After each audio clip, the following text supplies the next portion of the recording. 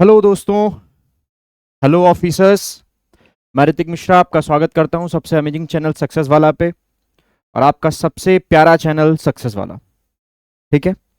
जैसे कि आप लोगों को पता है कि कल मैंने अपने लेक्चर में, कल ही मैंने आपसे कहा था कि आज शाम तक आपका रिजल्ट जो है, मतलब कल कहा था कि शाम तक आपका रिजल्ट आ जाएगा, उसके पहले वाले दिन। मतलब आई थिंक अगर पीछे चले जाएं तो हमने परसों आपसे ये बात कही थी कि आपका रिजल्ट जो है आने वाला है। और देखिए सुबह ही, मतलब कल रात में आपका रिजल्ट एनडीए का आ भी गया।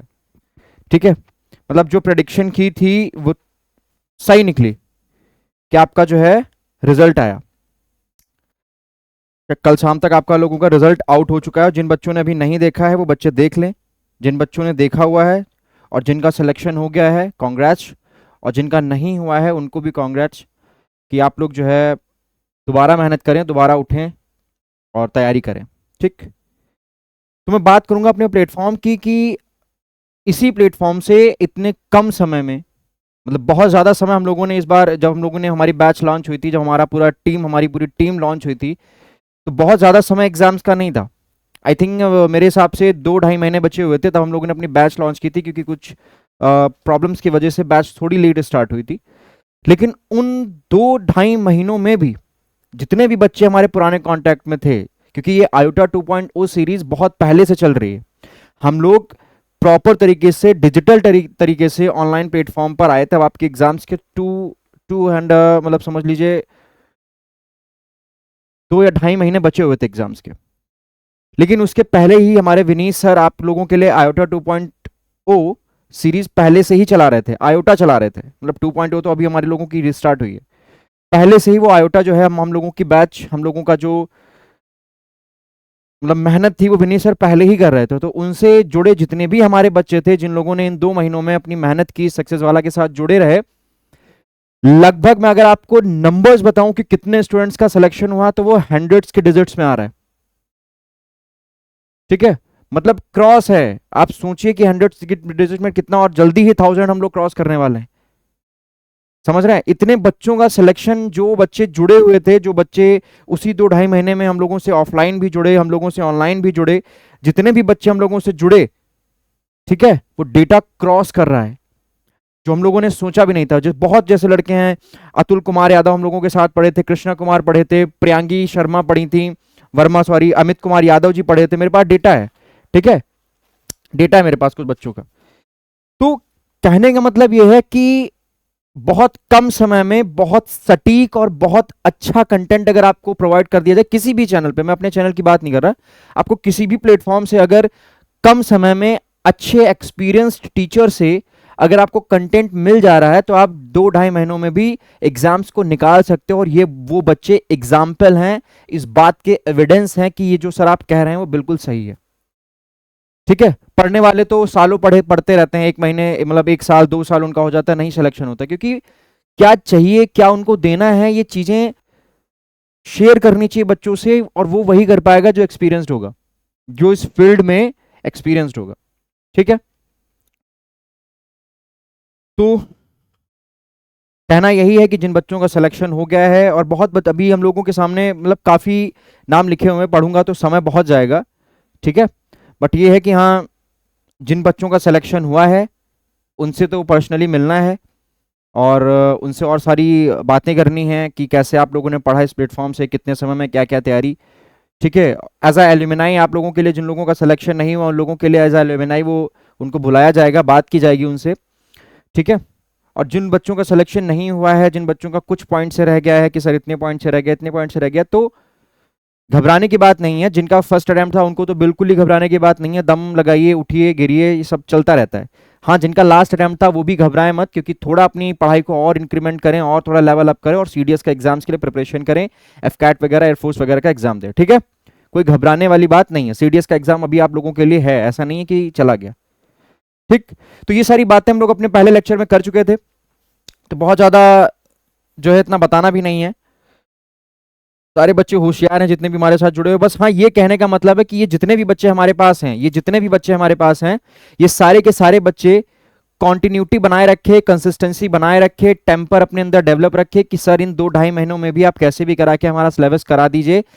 और ऐसा नहीं कि हम लोगों ने सिलेबस कंप्लीट नहीं कराया, मैक्सिमम सिलेबस कंप्लीट हो चुका था। हाँ, कुछ चीजें थी जो नहीं हो पाई थी, लेकिन उनमें से भी, उन चैप्टर्स में से भी जो हमारे साथ बच्चे कनेक्टेड थे, जो बच्चे ऑफलाइन कनेक्टेड थे, हम लोगों ने उन तक चीजें प्रोवाइड की।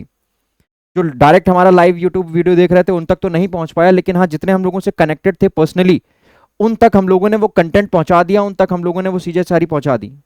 और यही रीजन है कि उन सारे बच्चों का सिलेक्शन आज हुआ है, और आप लोगों के प्यार से हम लोग जो है काफी आगे बढ़ भी रहे हैं। ऐसे ही प्यार बनाए रखें।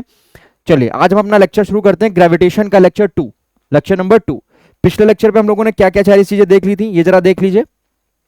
चलो, मैं इसी पे लिखे दे रहा हूं। पिछले लेक्चर में सर हम लोगों ने बहुत सारी चीजें देखी हुई थी कि हम लोगों ने ग्रेविटेशन के बारे में सारी चीजें देख ली थी।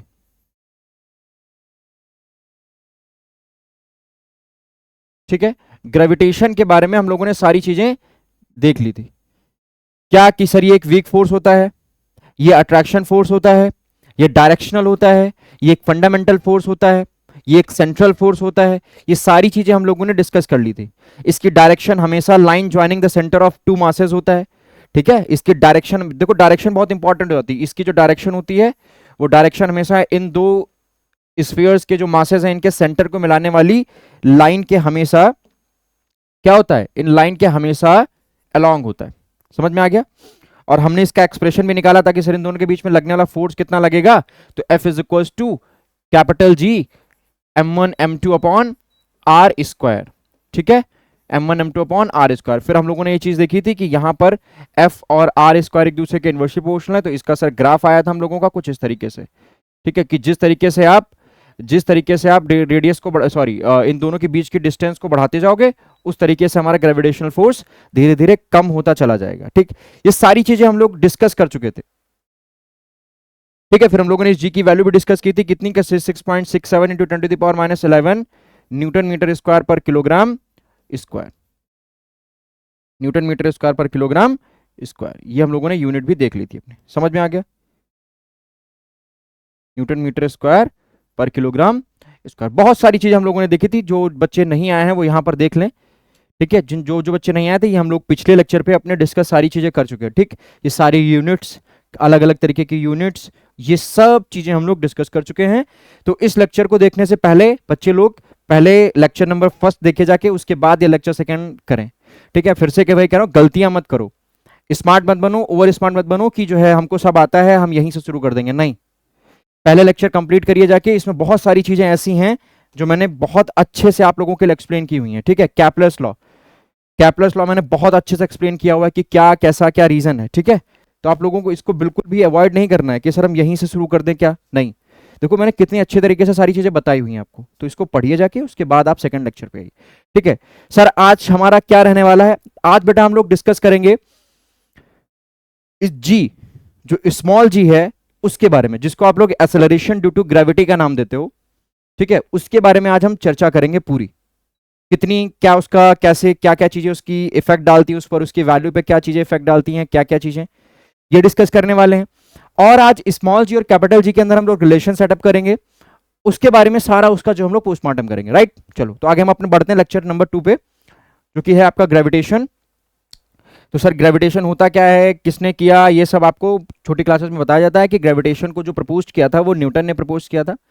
ठीक है, और इसके कई सारे आपको आज हम एविडेंस भी बताएंगे कि हमारी डेली लाइफ में क्या क्या सारे हमारे एविडेंसेस मिलते हैं। ठीक है, तो एविडेंसेस आप यहीं पे सुन लीजिए, लिखने की जरूरत है नहीं। कि जो आप लूनर इक्लिप्स देखते हो, जो लूनर इक्लिप्स का प्रेडिक्शन किया गया था, ठीक है, वो prediction Newton's law of gravitation के बेसिस पे ही किया गया था। ठीक है, और वो प्रेडिक्शन एकदम करेक्ट, जो उसका एग्रीमेंट था एकदम परफेक्टली करेक्ट निकला कि यस, कि जो आपका लूनर इक्लिप्स है ये न्यूटन्स लॉ ऑफ ग्रेविटेशन का एक एविडेंस है। दूसरा एविडेंस क्या है न्यूटन्स लॉ ऑफ ग्रेविटेशन का, कि ओशियंस के अंदर जो आपके टाइड्स डेवलप होते हैं, किन की वजह से, ओशियन और मून के ग्रेविटेशनल फोर्स ऑफ अट्रैक्शन की वजह से जो टाइड्स जनरेट होते हैं इन द ओशियंस, ठीक है, वो भी एक एविडेंस है Newton's laws of gravitation. Right, तो ये कुछ एविडेंसेस है हमारे। ठीक है, ये कुछ एविडेंसेस है हमारे न्यूटन्स लॉज ऑफ ग्रेविटेशन के, अट्रैक्शन होता है, सारी चीजें डिस्कस कर चुके हैं। तो आज हम डिस्कस करेंगे, आज हम कुछ अपना डिस्कस करने वाले हैं स्मॉल जी के बारे में। ठीक है, आज हम डिस्कस करेंगे स्मॉल जी के बारे में।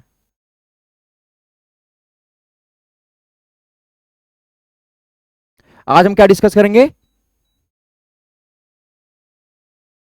आज हम डिस्कस करेंगे अपने स्मॉल जी के बारे में, और बाकी चीजें आप लोग देखिए यहां पे क्या है।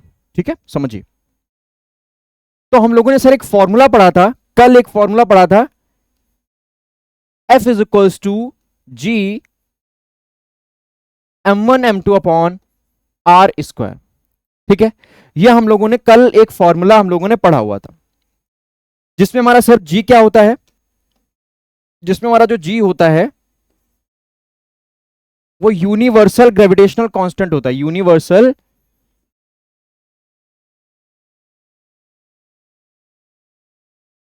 यूनिवर्सल ग्रेविटेशनल कांस्टेंट होता है। ठीक है, जिसकी वैल्यू सर क्या होती है, जिसकी वैल्यू जो होती है, जिसकी वैल्यू बहुत स्मॉल होती है, 6.67 into 10 to the power minus 11 newton metre square per kilogram square होती है। ठीक है, इसकी बहुत सारी यूनिट्स हैं, लेकिन ये जो है सबसे पॉपुलर यूनिट यही है। अच्छा, इस ये बहुत क्या होता है, ये सर बहुत स्मॉल होता है। क्या होता है? बहुत स्मॉल होता है। क्या होता है? इसकी जो वैल्यू होती है वो बहुत स्मॉल होती है, और स्मॉल होने की वजह से वी डू नॉट एक्सपीरियंस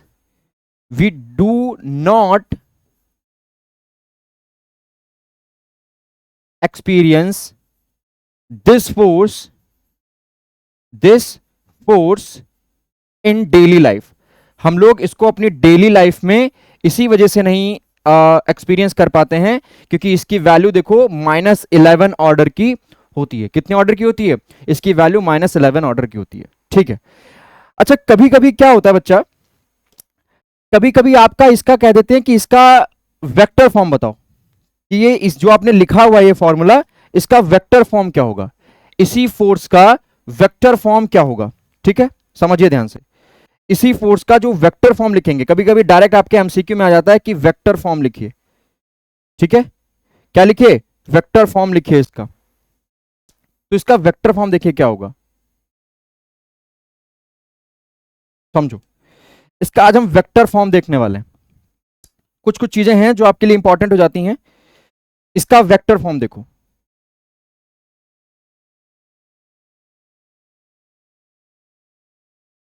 ठीक है, ध्यान से देखिएगा। क्या? वेक्टर फॉर्म ऑफ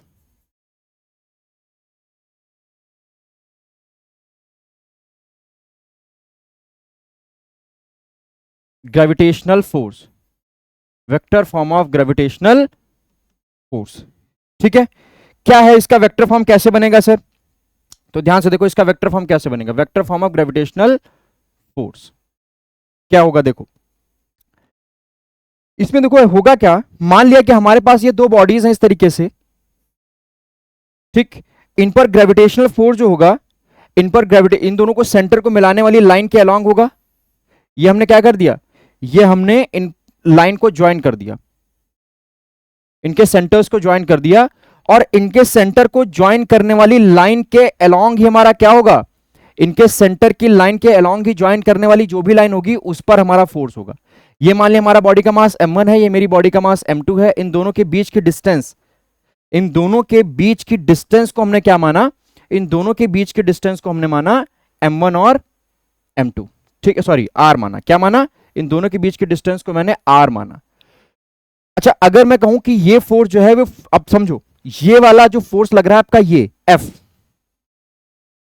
ये वाला जो फोर्स लग रहा है, ये इस बॉडी को अपनी तरफ खींच रहा है, यानी कि force on one due to two. तो इसको हम कैसे लिखेंगे, force on one due to two, और ये वेक्टर फॉर्म होगा, क्योंकि वेक्टर में लिख रहे हैं तो सब कुछ हमारा वेक्टर में रहना चाहिए।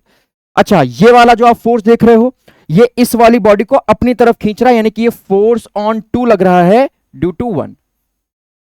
ठीक है, अभी आपको एक चीज पता चलेगी कि ये जो होता है ये न्यूटन्स के थर्ड लॉ को फॉलो करता है, अभी देखिएगा। तो जाहिर सी बात है, अगर हम F12, अब देखो, अगर ये फोर्स इधर लग रहा है तो ये बॉडी इधर आएगी ना। अगर ये वाला फोर्स, समझो ये वाला फोर्स, ये जो आप F21 देख रहे हो, अगर ये वाला फोर्स ये वाला फोर्स जो आप ये फोर्स देख रहे हो, ये जो इस बॉडी पर लग रहा है, ये इधर आएगी, तो मैंने क्या माना कि ये क्या है, R21 है, और इसको मैंने क्या मान लिया, R12 है। ठीक है, ये मान लिया मैंने। ठीक, इस डायरेक्शन में, ये वाला इस डायरेक्शन में होगा और ये वाला इस डायरेक्शन में होगा, समझो ध्यान से। ठीक, तो जब हम F21 निकालेंगे तो R12 लेना पड़ेगा, क्योंकि जैसे ही ये चीज आएगी ना, ये F21, ये डिस्टेंस मानने पड़ेंगे। ये R12 है, ये R21 मान लिया मैंने। कहां से कहां तक, इस बॉडी के लिए मैंने क्या मान लिया, इस बॉडी के लिए मैंने मान लिया यहां से यहां तक की डिस्टेंस है R21, और इस बॉडी के लिए मैंने मान लिया कि यहां से यहां तक की डिस्टेंस है R12।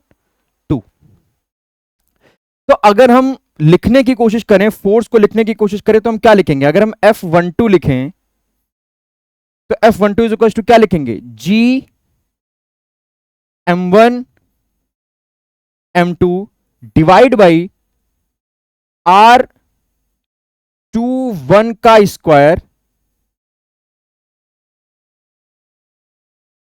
और इसकी डायरेक्शन में, F12 की डायरेक्शन में एक यूनिट वेक्टर हम लोगों ने क्या देखा, इस R21 की डायरेक्शन, भाई F जो 21 लग रहा है इसको अपनी तरफ खींच रहा है, या F12 जो है ये वाला बॉडी इसको अपनी तरफ खींच रहा है। ठीक, तो यानी कि यहां पर क्या जाएगा, R21 रहेगा, R21 कैप, और यहां लग जाएगा माइनस। नेगेटिव क्यों लगा, क्योंकि F12 की जो डायरेक्शन देखो आप, F12 इधर जा रहा है और R21 इधर है, तो F12 की जो डायरेक्शन है वो R21 के ऑपोजिट डायरेक्शन में, इस वजह से नेगेटिव है। यहां पर रीजन लिख दो,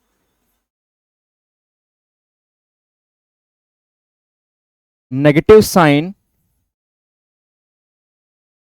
shows that F12 is in opposite direction,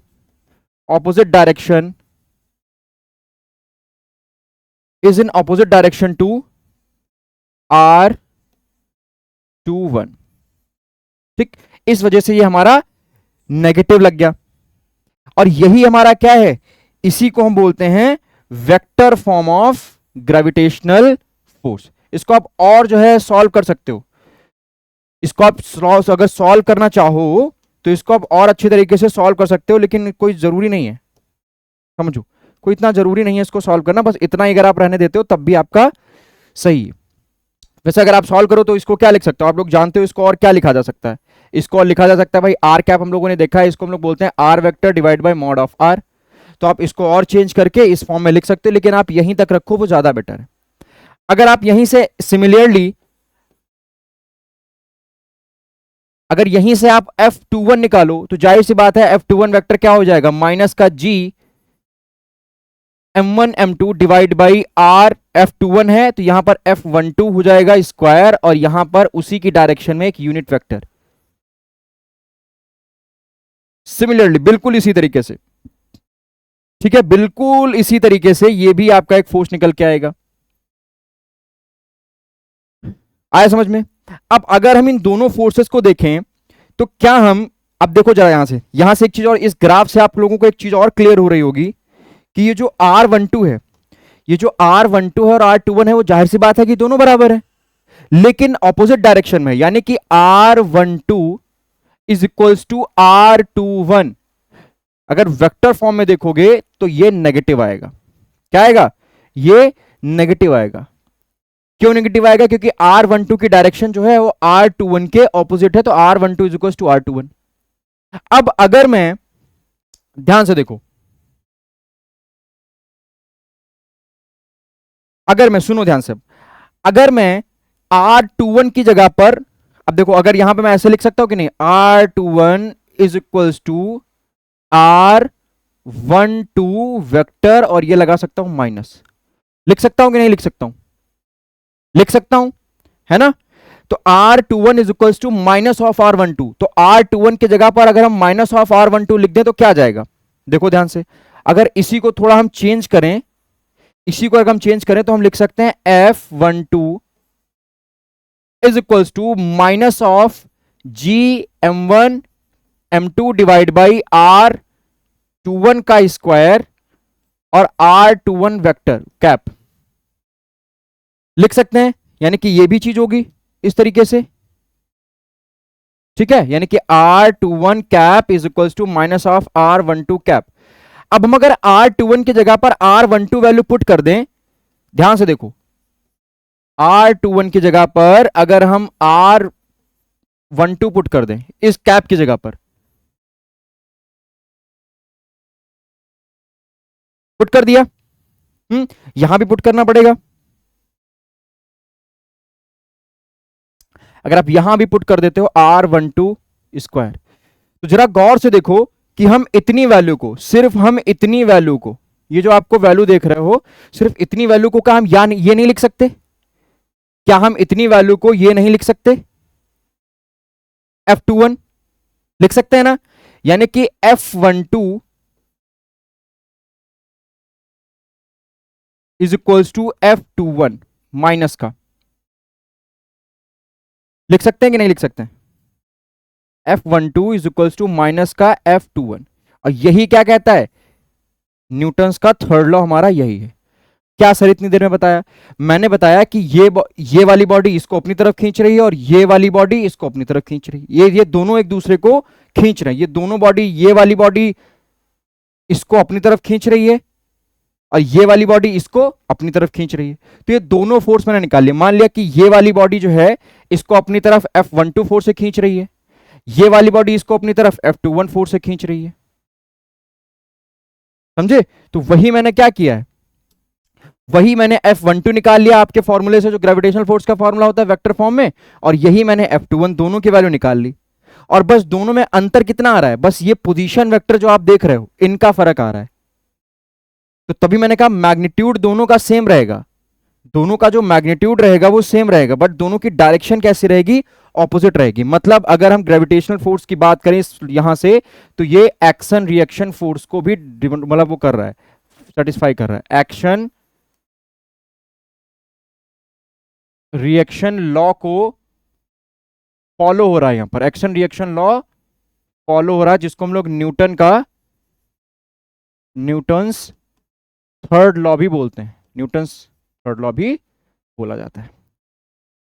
इतनी बात समझ में आई कि ये बॉडी चाहे इस बॉडी को अपनी तरफ खींचे, चाहे ये बॉडी इस बॉडी को अपनी तरफ खींचे, दोनों बॉडी एक दूसरे को मतलब रिलेटिवली खींच रही हैं, तो दोनों एक ही फोर्स से खींचेंगे, बस उन फोर्स की डायरेक्शन क्या होगी, उन फोर्स की डायरेक्शन अलग अलग होगी, उन फोर्स की डायरेक्शन अलग अलग होगी, और फोर्स की डायरेक्शन अलग अलग होने की वजह से ही मैग्नीट्यूड दोनों का सेम आ रहा है, बट नेगेटिव साइन जो है वो डायरेक्शन को शो कर रहा है। और ये मैंने यहां पर इनका लिख भी दिया कि अगर वेक्टर फॉर्म अगर आपका आ जाए तो आपको ये चीज टिक करनी है, वेक्टर फॉर्म अगर आएगी आपको तो ये टिक करनी है दोनों में से। क्लियर हो गई इतनी चीज, समझ में आ गई इतनी चीज? चलो, तो ये चीजें आपको समझानी थी, ठीक, ये चीजें आपको समझानी थी। अब चलो, अब हम थोड़ी बात कर लेते हैं अर्थ के रिस्पेक्ट में, ठीक, कि मास ऑफ अर्थ कैसे निकालोगे। अगर हम यहीं पर अब बात करें अर्थ की, किसकी बात कर लें, अर्थ के बारे में बात कर लें। अरे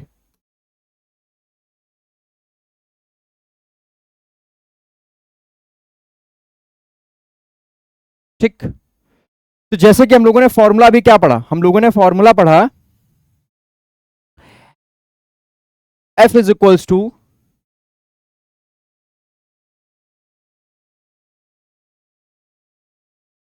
अब समझो, अब मैं यहां पर मान के क्या चल रहा हूं, दो मासेस को मान के नहीं चल रहा हूं, मैं मान के चला हूं कि ये हमारा अर्थ का सरफेस है, ठीक, और यहां पर कोई आपकी बॉडी है, इस सरफेस पे कोई आपकी बॉडी रखी हुई है, क्या रखी हुई है, इस सरफेस पर आपकी बॉडी रखी हुई है, थोड़ी हाइट है, देखो ये हमारी यहां से यहां तक ये अर्थ की रेडियस हो जाएगी, ठीक है, ये रेडियस ऑफ अर्थ हो जाएगी, क्या हो जाएगी, इसको थोड़ा सही बनाते हैं अच्छा सा, ठीक, ये हमारी हो जाएगी यहां से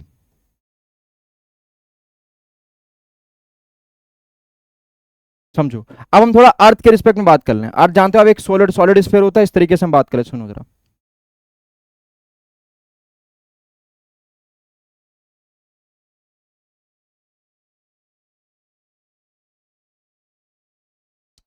ठीक है,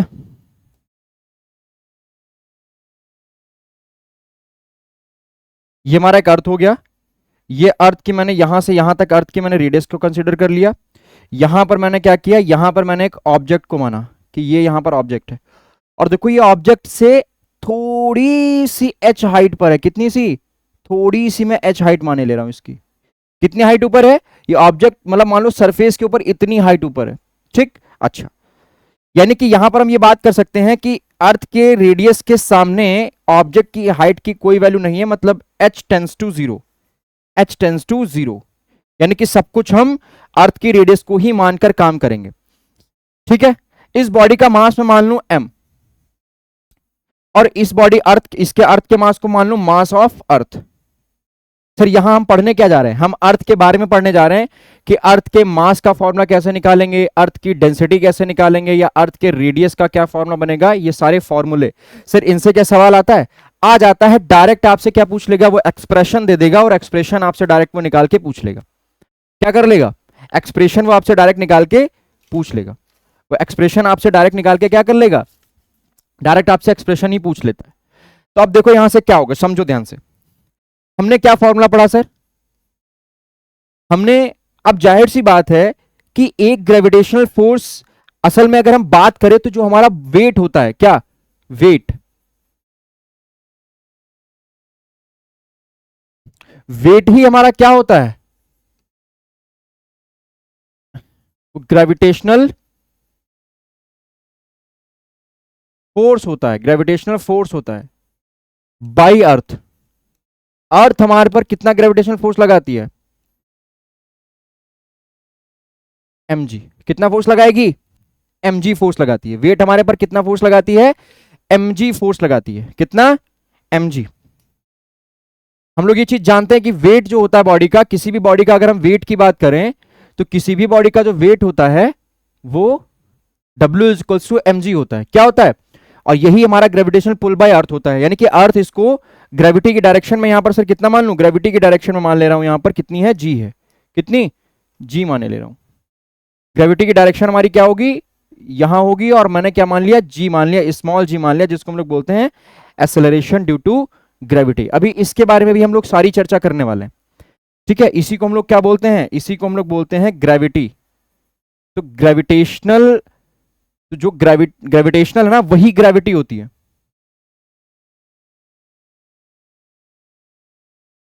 इसी को हम लोग क्या बोलते हैं? ग्रेविटी बोलते हैं। क्या बोलते हैं? इसी को बोलते हैं gravity. Acceleration due to gravity ही हम इसी को बोलते हैं। ठीक है, समझ में आ गया? अच्छा, एक्सेलरेशन ड्यू टू ग्रेविटी होती क्या है, समझ लेते हैं जरा। एक्सेलरेशन ड्यू टू ग्रेविटी क्या होती है, मैं आपको दिखा दे रहा हूं, आपके पीडीएफ में है। ठीक है, एक्सेलरेशन ड्यू टू ग्रेविटी को एक बार समझ लीजिए, उसके बाद हम जो है देखेंगे। समझो यहां से, उसके बाद हम ये चीज पढ़ने वाले हैं जो अभी अर्थ के बारे में पढ़ेंगे। एक्सेलरेशन ड्यू टू ग्रेविटी होती क्या है कि जब कोई भी बॉडी फ्री फॉल कर रही होती है, क्या कर रही होती है? जब कोई भी बॉडी बॉडी फ्री फॉल कर रही होती है अर्थ की तरफ, या अर्थ की तरफ आ रही होती है, तो उसकी वेलोसिटी इंक्रीज होती रहती है। वेलोसिटी इंक्रीज होती रहती है। और अगर ग्रेविटी वर्ड छोड़ दो, ग्रेविटेशनल एक्सेलरेशन छोड़ दो, सिर्फ एक्सेलरेशन वर्ड को अगर आप कैच करो, तो एक्सेलरेशन का मतलब क्या होता है? एक्सेलरेशन का मतलब होता है the rate of change of velocity is called acceleration. लेकिन वहां कैसा एक्सेलरेशन? लीनियर। वहां कह रहा है rate of change of velocity. तो वेलोसिटी में चेंज का मतलब है कि वेलोसिटी इंक्रीज भी कर सकती है, वेलोसिटी डिक्रीज भी कर सकती है अंडर द लीनियर मोशन। लेकिन आप ये जान रहे हो कि यहां पर जो आपका मोशन हो रहा है वो ग्रेविटेशनल मोशन हो रहा है, ग्रेविटी की वजह से, अंडर ग्रेविटी आप मोशन कर रहे हो। तो यहां पर जो आपका एक्सेलरेशन निकल के आएगा वो ग्रेविटेशनल एक्सेलरेशन निकल के आएगा। ठीक है, और ग्रेविटेशनल एक्सेलरेशन का मतलब होता है कि वहां हम rate of change of velocity word use नहीं करेंगे। क्या यूज करेंगे?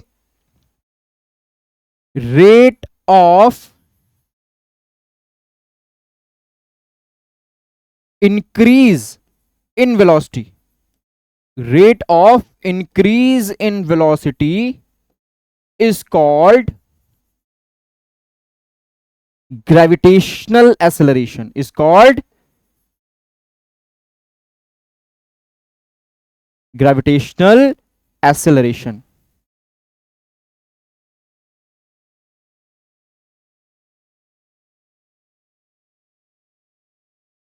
जिसको हम लोग स्मॉल जी से डिनोट करते हैं। क्लियर हो गई ये चीज? क्लियर कि जिसको हम स्मॉल जी से कनेक्ट करते हैं, जिसको हम स्मॉल जी से डिनोट करते हैं, वही होता है हमारा ग्रेविटेशनल एक्सेलरेशन।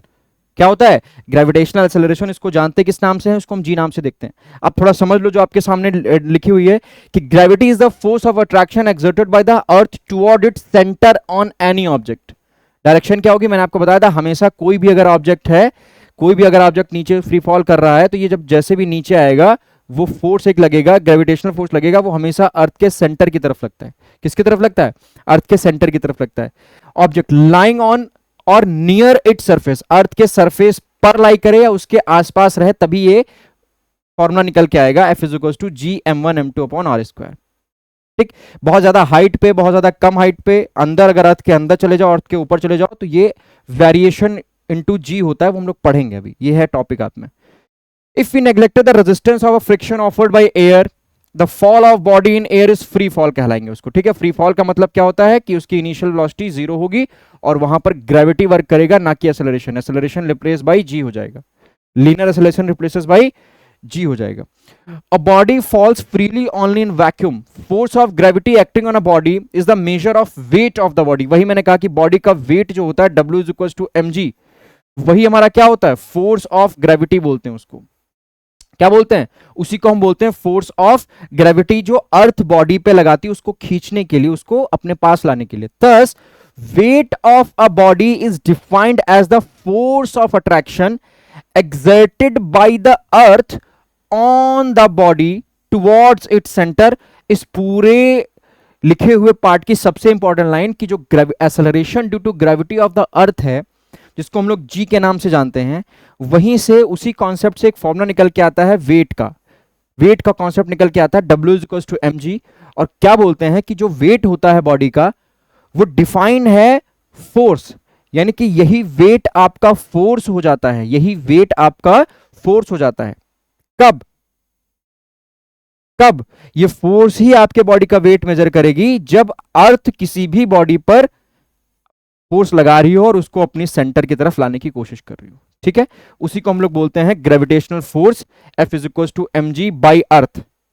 mg बाई, ये F = mg जो है, ये अर्थ की वजह से ग्रेविटेशनल फोर्स है। लेकिन सर आपने अभी तो फॉर्मूला पढ़ा है कि F = G m1m2/r² होता है। देखो, कंफ्यूज होने की बात नहीं है। ये जो फोर्स है ये अर्थ की वजह से लगता है, अर्थ और ऑब्जेक्ट के बीच में।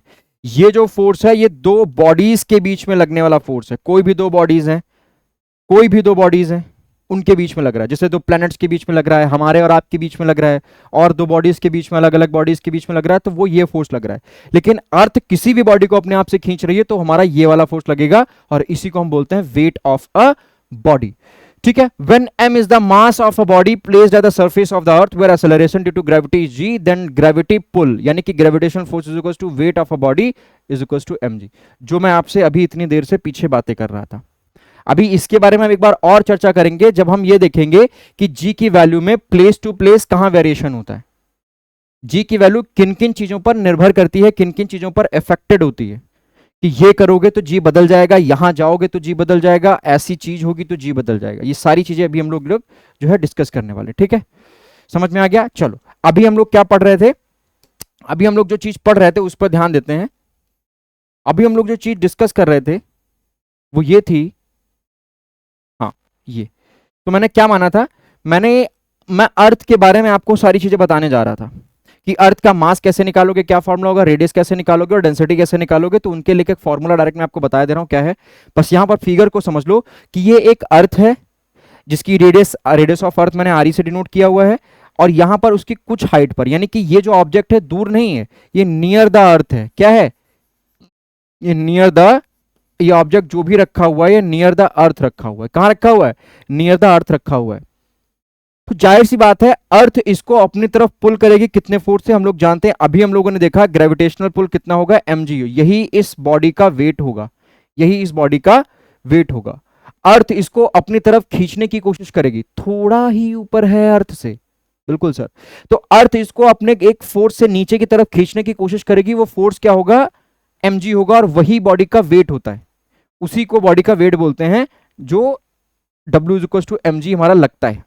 और हम लोगों का वेट कहाँ लग रहा है सर, हम लोग भी तो खींच रहे हैं अर्थ से, बिल्कुल हम लोगों के बैली बटन से हमारा वेट ऑफ अर्थ या ग्रेविटेशनल पुल हमारा बैली बटन से काम करता है, राइट। चलो, तो अगर हम यहीं से रिलेशन फाइंड करें, क्या एक रिलेशन निकाला जाता है, relation between small G and capital G, इन दोनों के बीच में अगर एक हम रिलेशन फाइंड करें, क्या सर फाइंड करें, एक रिलेशन अगर फाइंड किया जाए, एक रिलेशन अगर फाइंड किया जाए, तो वहां से रिलेशन देखो क्या बेटा निकल के आता है। अच्छा, जी को पता चल गया ये एक्सेलरेशन ड्यू टू ग्रेविटी है, ये ग्रेविटेशनल यूनिवर्सल ग्रेविटेशनल कांस्टेंट है, इसकी वैल्यू अलग होती है, इसकी वैल्यू अलग होती है, ये हर जगह कांस्टेंट होता है। इसको यूनिवर्सल क्यों बोला गया, क्योंकि इसकी इस वैल्यू के अगेंस्ट कोई भी एविडेंस प्रूफ नहीं हुआ, इस वजह से इसको यूनिवर्सल बोल दिया गया। अच्छा, इसमें वेरिएशंस देखे गए, इसमें बदलाव देखे गए कि ये चीज करने पर ये चीजें बदल जा रही हैं, तो बदलाव की वजह से इसको यूनिवर्सल नहीं बोला। अच्छा, अब हम यहां से अगर एक रिलेशन सेटअप करें, तो आपके हिसाब से एक बॉडी एम ये हो गई, दूसरी बॉडी एम अर्थ हो गई, एक तो बॉडी हो गई आपकी ये वाली, दूसरी बॉडी आपकी अर्थ हो गई। तो आपके हिसाब से जो अभी तक पढ़ते आ रहे हो फोर्स कितना लगना चाहिए sir, F is equal to G mass of earth, दूसरी बॉडी का मास डिवाइड बाई उनके बीच की डिस्टेंस आर ई का होल ऑफ स्क्वायर। अब तुम कह रहे हो कि sir R E plus H होना चाहिए, आर ई प्लस एच होना चाहिए, लेकिन नहीं, मैंने लिख भी दिया ना कि आर ई के सामने एच की कोई भी वैल्यू नहीं है, h टेंस टू 0। तो अगर आप यहां पर आर ई प्लस एच करना भी चाहते हो, आर ई प्लस एच अगर आप करना भी चाह रहे हो, तो जाहिर सी बात है अगर h 0 हो जाएगा तो आर ई का स्क्वायर बचेगा, तो हम पहले से ही मान के चल रहे हैं कि आर ई का स्क्वायर होगा। अच्छा सर, अभी आगे चीजें आएंगी तो क्या सर वहां भी h 0 करेंगे, नहीं, वहां ये बहुत ऊपर होगा, वहां ये जो आप देख रहे हो ना ऑब्जेक्ट का मास, वो कहीं यहां माना जाएगा जो अर्थ के नियर नहीं होगा, तब चीजें बदलेंगी। आपके हिसाब से ये फोर्स होगा, लेकिन अर्थ के रिस्पेक्ट में भाई देखें, क्योंकि यहां पर तुमने अर्थ को एक बॉडी माना हुआ है, दूसरी बॉडी को ये माना हुआ है, तो तुम्हारे हिसाब से ग्रेविटेशनल फोर्स ये लगना चाहिए, लेकिन अर्थ इस बॉडी को भी खींचेगी ना, वही फोर्स होगा कितना, F is equal to M G, F is equal to M G, जिसको हम लोग बोलेंगे ग्रेविटेशनल पुल। क्या बोलेंगे, जिसको हम लोग बोलेंगे ग्रेविटी। क्या सर दोनों फोर्स अलग अलग है, नहीं भैया, तुम्हारे हिसाब से वो है, उनके हिसाब से वो है, तो ये अलग अलग नहीं है, ये अलग अलग नहीं। तो जब हमने यहां से देखा तो एक हमारे पास रिलेशन सेटअप हुआ, क्या रिलेशन सेटअप हुआ, देखो बच्चा, यहां से एक हमारा रिलेशन निकल के आया कि mg इज इक्वल्स टू, क्या कर सकते हैं, mg इज इक्वल्स टू, क्या कर सकते हैं, mg is equals to G M E M divide by R radius of R का स्क्वायर। ये कर सकते हैं कि नहीं, इतना कर सकते हैं, बिल्कुल सर किया जा सकता है। तो यहां से आपका देखो क्या हो जाएगा, m और m गया चाय पीने, तो स्मॉल g और कैपिटल G में एक रिलेशन निकल के आ गया, g mass of earth divide by radius of earth का स्क्वायर, रेडियस ऑफ अर्थ का स्क्वायर।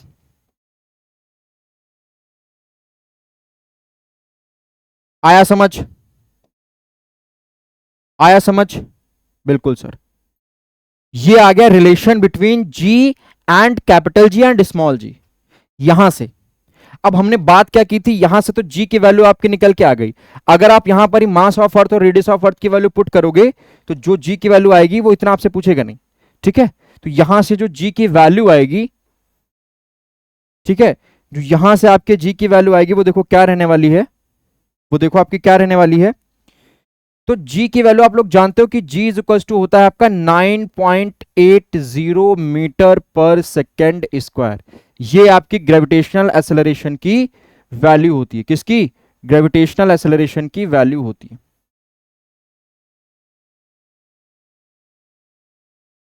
ठीक है। ग्रेविटेशनल एक्सेलरेशन की वैल्यू क्या होती है, ये हमारी ग्रेविटेशनल एक्सेलरेशन की वैल्यू होती है, जी की वैल्यू 9.80 मीटर पर सेकंड स्क्वायर होती है। अब ये जरा यहां से गौर करिए कि मीटर पर सेकंड स्क्वायर जो आपकी होती है, जो मीटर पर सेकंड स्क्वायर आपका लिखा हुआ है, ये किसकी यूनिट होती है, ये एक्सेलरेशन की होती है, किसकी, ये एक्सेलरेशन की यूनिट होती है। तभी हम लोग कहते हैं कि जी हमारा ग्रेविटेशनल एक्सेलरेशन होता है, ठीक है, जी हमारा क्या होता है, ये हमारा ग्रेविटेशनल एक्सेलरेशन होता है। अच्छा, एक चीज स्मॉल जी के बारे में और बहुत बढ़िया चीज जी के बारे में, कि ये जो जी होता है ना, इसको कई नामों, मतलब कई नाम के, कई सारे नाम, इसको हम एक्सेलरेशन ड्यू टू ग्रेविटी भी कहते हैं। देखो इसके भी कई नाम, एक नाम अनेक काम एक, इसको एक्सेलरेशन ड्यू टू ग्रेविटी भी बोलते हैं। इसको हम लोग बोलते हैं क्या, ग्रेविटेशनल एक्सेलरेशन, मतलब एक ही चीज, वही ऊपर जो लिखा हुआ है, ग्रेविटेशनल एक्सेलरेशन।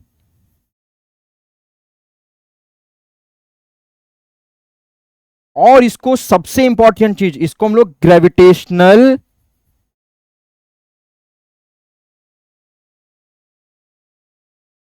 फील्ड स्ट्रेंथ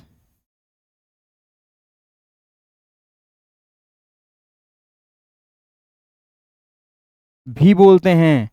ये बहुत सारी चीजें ध्यान रखने वाली हैं, समझ में आ गया। तो अब लोग जो ग्रेविटेशनल फील्ड पढ़ते हो ना अलग से, ग्रेविटेशनल फील्ड, ग्रेविटेशनल फील्ड वो कुछ नहीं, वो ग्रेविटी ही होती है। वो क्या होती है, वो ग्रेविटी ही होती है। ग्रेविटेशनल फील्ड जो होती है वो ग्रेविटी ही होती है, और उसका फॉर्मूला भी यही निकल के आता है ग्रेविटेशनल फील्ड का। आ गया समझ में। तो इस स्लाइड से आप लोगों को क्या चीजें पता चली, इस स्लाइड से हमें यह पता चला कि अर्थ का मास अभी हम लोग निकालेंगे। अभी हम लोगों ने इसके बारे में कहां सीखा, स्मॉल जी और कैपिटल जी में एक रिलेशन हम लोगों ने सेटअप किया। फिर हम लोगों ने जी की वैल्यू भी देख ली, 9.8 मीटर पर सेकंड स्क्वायर होती है। ठीक है, 9.8 मीटर पर सेकंड स्क्वायर होती है। फिर हम लोगों ने ये देख लिया कि जी को जानते किससे, एक्सेलरेशन ड्यू टू ग्रेविटी भी बोलते हैं, ग्रेविटेशनल एक्सेलरेशन भी बोला जाता है, और ग्रेविटेशनल फील्ड स्ट्रेंथ भी हम लोग स्मॉल जी से डिनोट करते हैं। ठीक है, वो भी हमारी डिनोट नहीं करते, मतलब वो भी हमारी जी ही होती है, डिनोट तो हम उसको ई से करते हैं। ग्रेविटेशनल फील्ड स्ट्रेंथ को ई से डिनोट करते हैं, लेकिन वो होता जी ही है। यहां से हम लोगों ने इतनी बात सीखी। तो हमारा मेन, हमारा हेडिंग क्या थी कि हम अर्थ के बारे में जानेंगे कि अर्थ का मास, अर्थ की रेडियस और अर्थ की डेंसिटी हम लोग कैसे निकालेंगे। इस फॉर्मूले से हम लोग यहां से निकालेंगे। कैसे, देखो इस फॉर्मूले को पकड़ेंगे, क्या करेंगे, इस फॉर्मूले को हम लोग पकड़ेंगे, G is equals to M E, capital G M E upon R E square. ठीक है, यहां से हम, अगर हमको मास का फॉर्मूला निकालना है तो क्या निकालेंगे, M E is equals to, क्या निकाल लेंगे, M E is equals to G R E square divide by capital G. क्या कर लेंगे, G M E R E square upon capital जी।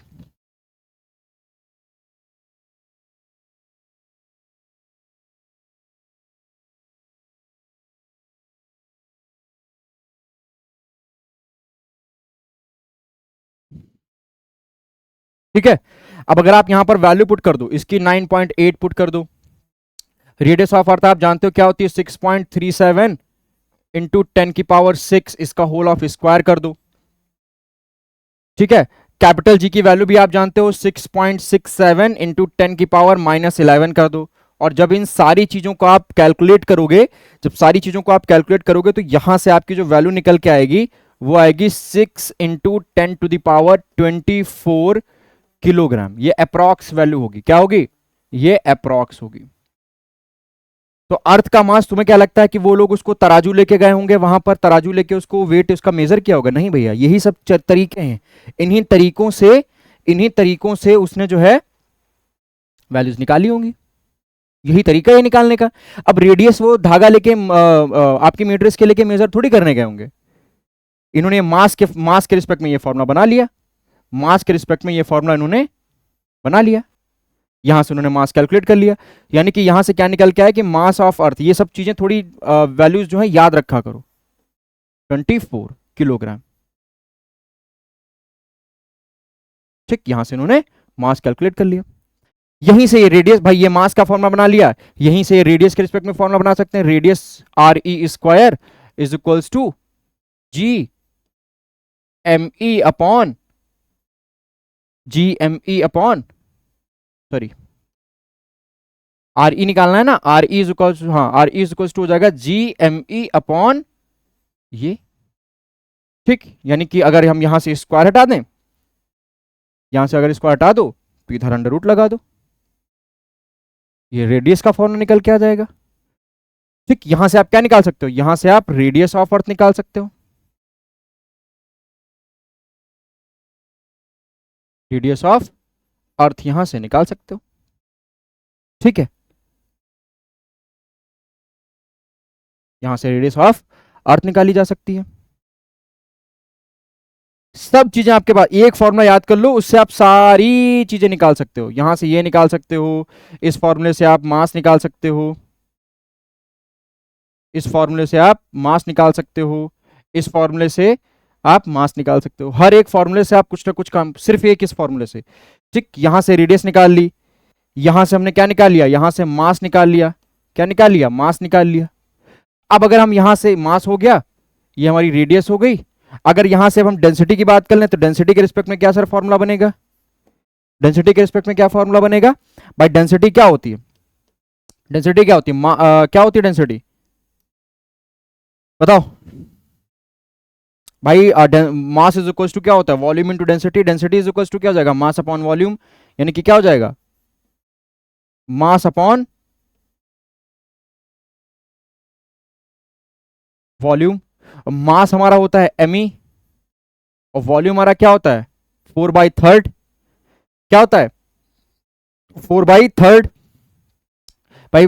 स्फीयर है ना, तो क्या हो जाएगा? 4/3 पाई आर क्यूब।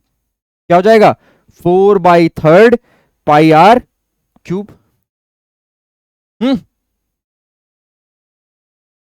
यहां से आप डेंसिटी निकाल, यानी कि यहां से क्या फॉर्मूला बन जाएगा? देखो जरा ध्यान से, यहां से आपका फॉर्मूला बन जाएगा, इसको अगर पलट दोगे तो क्या बन जाएगा? 3/4 ME अपॉन RE क्यूब। ठीक है, ME अपॉन RE क्यूब हो जाएगा।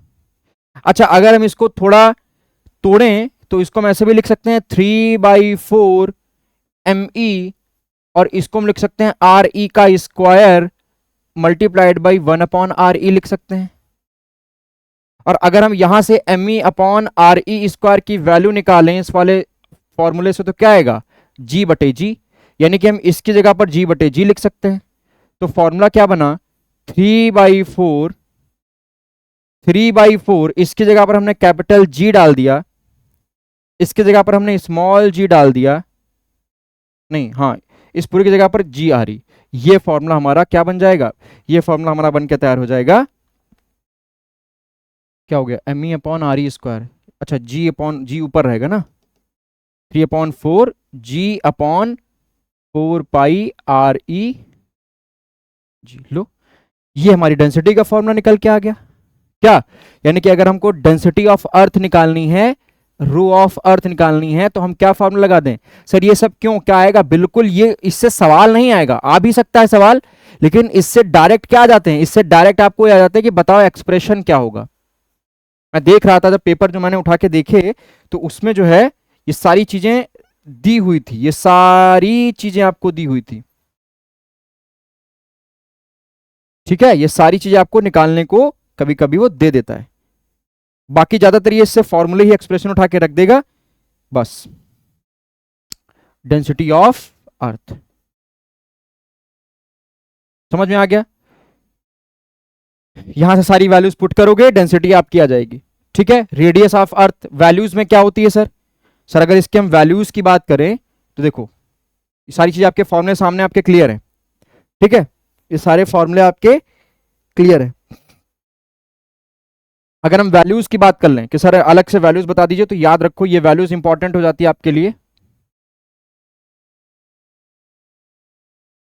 कि मास ऑफ अर्थ जो होता है वो होता है 6.0 इंटू 10⁻24 किलोग्राम। कहां से निकालोगे? इस फॉर्मूले से आप डायरेक्ट निकाल सकते हो, फॉर्मूला जो ब्रैकेट में बंद है, ये मास, रेडियस और डेंसिटी। ठीक, यहां से निकाल सकते हो। रेडियस ऑफ अर्थ की अगर आप बात करो तो सीधे 6.37 इंटू 10⁻6 किलोमीटर। ठीक है, समझ में आ गया? और डेंसिटी की बात करो तो शायद वो 5.5 इंटू 10⁻, कितने, 10 की पावर कितनी होती है? 6 के आसपास ही होती है ना। 10 की पावर कितनी होती है? 3 के आसपास होती है, 3 किलोग्राम पर मीटर क्यूब। ये डेंसिटी ऑफ अर्थ। ये तीनों ऐसे नहीं कि ये हाइपोथेटिकल है, नहीं, ये से इन सारी वैल्यूज में रख के हर एक की वैल्यू निकाली गई। ठीक है, तो ये सारे फॉर्मूले आप अपने पॉकेट में रखेंगे। ठीक है, तो हम लोगों ने क्या क्या चीजें अभी तक डिस्कस की हैं, क्या क्या चीजें अभी तक हम लोगों ने डिस्कस कर ली हैं?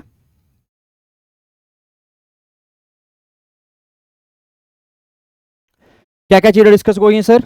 इसमें अभी हम लोगों ने डिस्कस कर लिया है एक्सेलरेशन ड्यू टू ग्रेविटी और स्मॉल यूनिवर्सल ग्रेविटेशनल कांस्टेंट के अंदर रिलेशन। ठीक, मास of earth, radius of earth और डेंसिटी के बारे में तीनों फॉर्मूले ड्रॉ कर लिए। जी की वैल्यूज देख ली क्या होती है, और जी को बोलते क्या क्या है ये देख लिए। समझ में आ गया? ये इतनी चीजें हम लोगों ने देख ली हैं।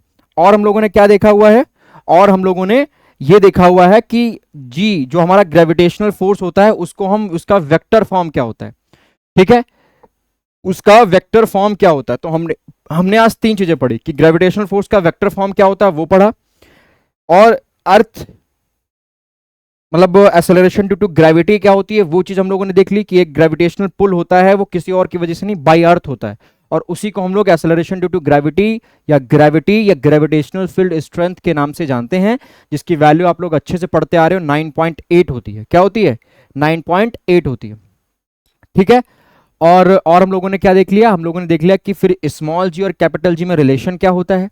चौथी चीज हम लोगों ने देख ली कि उसी रिलेशन जो जी और कैपिटल जी में रिलेशन होता है उसी के हेल्प से हम लोगों ने अर्थ का मास कैसे कैलकुलेट किया जाएगा उसके बारे में फॉर्मूला निकाला, अर्थ की रेडियस कैसे कैलकुलेट की जाएगी उसके बारे में फॉर्मूला निकाला, और अर्थ की डेंसिटी कैसे निकाल सकते हैं उसके बारे में फॉर्मूला निकाला, और तीनों के फॉर्मूले हम लोगों ने आपको लिख के दिखाए, और उनकी साइड में आपको वैल्यूज भी बता दी कि क्या क्या वैल्यूज होती हैं। ठीक है, नेक्स्ट लेक्चर पे हम लोग क्या पढ़ेंगे मैं आपको अभी से बता दूं। नेक्स्ट लेक्चर पे हमारा क्या रहने वाला है, अगला लेक्चर जो भी हमारा हो रहने वाला है वो क्या रहेगा, देखो बहुत आराम से हम लोग, बहुत धीरे धीरे हम लोग चलेंगे। अगला जो हमारा लेक्चर रहेगा, ठीक है, जो हमारा नेक्स्ट लेक्चर रहेगा, समझो ध्यान से, जो ग्रेविटेशन का हम लोगों का लेक्चर, अब देखो बहुत धीरे धीरे पढ़ाऊंगा मैं, बहुत ज्यादा स्पीड नहीं, कि सारे बच्चे जो है थोड़ा थोड़ा आप लोग कैच करते रहो। नेक्स्ट लेक्चर में मैं बताऊंगा, ठीक है, variation of G, variation of G कहां पर, डेप्थ में, अर्थ के अगर डेप्थ में कोई बॉडी हो, ठीक, अबव द सरफेस हो, अगर अबव द सरफेस हो, उसकी एक्सियल रोटेशन की वजह से, अर्थ में एक्सियल रोटेशन करता है ना, उसके एक्सियल रोटेशन की वजह से, उसके शेप और साइज की वजह से, उसके शेप एंड साइज की वजह से जी में क्या क्या वेरिएशंस आते हैं हम लोग वो देखेंगे। ठीक है, क्या क्या हमारे जी के अंदर वेरिएशंस आएंगे वो हम लोग बाय फॉर्मूला और बाय कॉन्सेप्ट हम लोग अच्छे से सीखेंगे, कि कहीं से कोई भी फॉर्मूला आपका बचना नहीं चाहिए। ठीक है, कहीं भी किसी भी तरीके का कोई भी फॉर्मूला नहीं बचना चाहिए, किसी भी तरीके का कोई भी कॉन्सेप्ट आपका नहीं बचना चाहिए। और फिर मैं आपको एक और चीज बताऊंगा, फिर आपको एक इसी में मैं आपको एक चीज यहीं पे बता दूं, फिर से उस लेक्चर में बता दूं कि जो जी के अंदर बदलाव होता है ना वो 65%, जो 65% बदलाव, सबसे ज्यादा बदलाव जो जी के अंदर आता है वो एक्सियल रोटेशन की वजह से आता है। इसकी वजह से, एक्सियल रोटेशन की वजह से आता है सर, बहुत बढ़िया चीज। और बचा बाकी 35% जो चेंज आता है, बचा जो 35% का चेंज आता है वो किसकी वजह से आता है, शेप एंड साइज की वजह से आता है। किसकी वजह से आता है, शेप और साइज की वजह से आता है। इन्हीं दो की वजह से सबसे ज्यादा जी के अंदर बदलाव आता है। ठीक है, 65% बदलाव आता है जो पृथ्वी अपनी धुरी पर घूम रही है एक्सियल रोटेशन की वजह से, और 35% जो स्मॉल जी के अंदर चेंज आता है वो आपका आता है उसके शेप और उसकी साइज की वजह से। ये बात मैं आपको बाय प्रूफ, बाय मैथमेटिकली आपको बताऊंगा कि कितना उसके रोटेशन की वजह से कितना चेंज आता है। और फिर मैं आपको एक चीज और बताऊंगा कि अर्थ अगर अपनी एक्सिस पर घूमना बंद हो जाए, अर्थ अगर अपनी एक्सिस पर घूमना बंद हो जाए मतलब उसकी एंगुलर वेलोसिटी 0 हो जाए, सब चीजें एकदम से डिस्कस करूंगा। अगर उसकी एंगुलर वेलोसिटी 0 हो जाए, मतलब उसका एंगुलर मोमेंटम 0 हो जाए, मतलब उसका एंगुलर मोमेंटम भी 0 हो जाए, क्योंकि भाई अर्थ अगर अपनी एक्सिस पर रोटेशन करना बंद हो जाएगी तो उसका एंगुलर मोमेंटम और एंगुलर वेलोसिटी दोनों 0 हो जाएंगे। तब क्या होगा, तब जी पर क्या फर्क पड़ेगा, और हम एक चीज और देखेंगे, ठीक है, मैं बहुत डीप चीजें बता रहा हूं, बहुत अंदर जाके जो यूपीएससी कभी कभी आपसे पूछ लेगा, ठीक है, क्यों? क्योंकि मैंने सिलेबस देखा हुआ है। क्या होगा, पहले तो बिल्कुल घूमे ही ना अपनी एक्सिस पर, उसका मोमेंटम जीरो हो, और फिर अगर घूमे तो वो 17 टाइम्स, मतलब जितने पे घूमती है वो, जितने पे घूमती उतने पे ना घूम के 17 गुना ज्यादा तेज घूमे, 17 टाइम्स ज्यादा घूमे। मतलब पहले तो घूम रही है अपनी एक ओरिजिनल एंगुलर वेलोसिटी से, फिर वो कह रहा है अगर रुक जाए तो क्या होगा, और फिर जितने से घूम रही थी बहुत तेज घूमने लग जाए, मतलब जितना है उससे 17 गुना ज्यादा उसकी स्पीड बढ़ जाए, 17 गुना ज्यादा उसका मोमेंटम हो जाए, अगर वो इतनी स्पीड से घूमे, मतलब बहुत तेज, जिस तरीके से अभी इस समय घूम रही होगी हमारी अर्थ, उस पर ना घूमे, बहुत तेज घूमने लग जाए, बहुत तेज, फिर क्या होगा, फिर हमारे जी पर क्या फर्क पड़ेगा, और फिर इक्वेटर पर और पोल पर रहने वाले लोगों के पास क्या फर्क पड़ेगा, क्या वो बैठे रहेंगे, क्या वो करने लगेंगे? बता दूं एक बहुत इंटरेस्टिंग है कि वो लोग उड़ने लगेंगे। क्या करने लगेंगे? अगर अर्थ 17 गुना ज्यादा मोमेंटम से घूमी तो जो इक्वेटर पे लोग रह रहे हैं वो क्या करेंगे, वो उड़ने लगेंगे। क्यों सर? वर्टिकल देखो, ये जो आपकी जी की वैल्यू होती है वर्टिकली ट्रू नहीं होती है। क्यों? क्योंकि वर्टिकल पर जो आपका लैटिट्यूड लेमडा होता है वो पाई बाई 2 होता है। क्या होता है? पाई बाई 2 होता है। वहां पर जी डैश बदलेगा नहीं, जी ही रहेगा, तो कोई प्रॉब्लम नहीं होगी चाहे कितनी भी स्पीड से अर्थ घूमे। लेकिन ये जो ऐसे ऐसे अर्थ घूमे कोई फर्क नहीं, लेकिन जब अर्थ ऐसे ऐसे घूमेगी 17 गुना ज्यादा मोमेंटम से अगर घूमेगी तो वहां पर रहने वाले लोगों के लिए आफत खड़ी हो जाएगी, वो लोग उड़ने लगेंगे, और जो आपका दिन होगा, एक दिन जो होगा वो 1 घंटे 24 मिनट का हो जाएगा। 1 घंटे 24 मिनट का दिन हो जाएगा अगर अर्थ अपने ओरिजिनल एंगुलर मोमेंटम से ना घूमकर 17 गुना ज्यादा मोमेंटम से घूमे। ये बहुत सारी इंटरेस्टिंग फैक्ट्स हैं आपके इसके अंदर, इस ग्रेविटी चैप्टर के अंदर बहुत इंटरेस्टिंग फैक्ट्स हैं, वो सारे आज हम लोग अपने नेक्स्ट लेक्चर पे डेवलप करेंगे। और ये तो अभी मैंने आपको ऊपर ऊपर से बताया है, इसके डीप, एकदम से डीप जाके मैं आपको इससे जितने भी एनडीए से सवाल बनने वाले होंगे वो मैं आपको पॉइंट फॉर्म में लिखवा दूंगा। पढ़ना सब कुछ, लेकिन जो मैं पॉइंट लिखवा दूं वो सब आपको ध्यान रखना है, जैसे अभी हम लोगों ने सारी चीजें देखी हुई। ठीक, तो ऐसे ही पढ़ते रहिए, मेहनत करते रहिए, ठीक है। और जैसे कि हमने बताया कि हमारे प्लेटफॉर्म से ऑफलाइन और ऑनलाइन मिला के नंबर ऑफ स्टूडेंट्स, मतलब मैं नहीं बताऊंगा, बहुत जल्दी ही हमारे हंड्रेड्स में तो पहुंच ही चुके हैं, 1000 भी क्रॉस हो जाएंगे। अभी तो कई लोगों के रिजल्ट कांटेक्ट करना बाकी है। वो सिर्फ इसी वजह से पॉसिबल हो पाया कि हम लोगों ने लगन और मेहनत से उन बच्चों के साथ लगे हुए हैं, और वो भी बच्चे हमारे साथ लगे हुए हैं। बहुत कम समय में एकदम परफेक्ट कन्फाइंड कंटेंट हम लोगों ने दिया है। तो हमारे साथ जुड़े रहिए, ऑफलाइन या ऑनलाइन जैसे भी आप जुड़ना चाहते हैं जुड़िए, और अगर चैनल पे नए हैं तो चैनल को सब्सक्राइब करिए ताकि नोटिफिकेशन आप तक नई वीडियो की पहुंचती रहे। ठीक, तब तक के लिए जय हिंद।